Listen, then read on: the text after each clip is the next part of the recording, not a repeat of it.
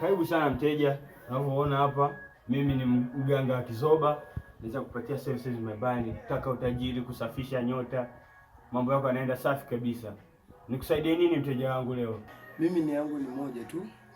Nataka nitajirike. Biashara zangu haziendi. Yaani mimi nataka nipate ile nyota. Mimi ndo ni yangu hiyo. Umeona bwana? Hivyo tu mganga. Haya, so mbaya. Nyota hiyo ni swala dogo kwangu. Ile ni swala dogo kwangu. Ngoja nikuangalie kwanza nyota yako ikoje.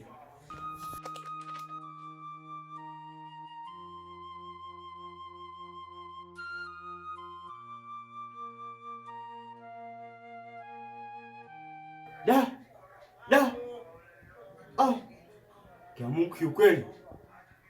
Nyota yako kweli imechafuka sana. Kuna watu wanakupiga vita sana. Ila kwangu hapa swala dogo sana, ngoja nikurekebishie. Sasa kulingana na muda usipoteze sana.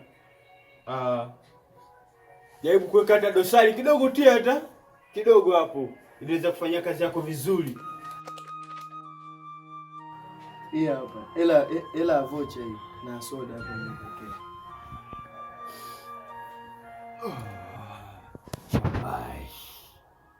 Asante sana. Hii swala dogo tu. Ngoja niwakilishie. Kwa hapa ninavyoona. Naam. Wewe nenda nyumbani. Kuna mzigo na kutumia. Utaona mwenyewe. Nakutumia kwenye email. Na mzigo mwingine unakuja kwenye basi. Huo mzigo ukiupokea, sharti usimwonyeshe mtu yoyote.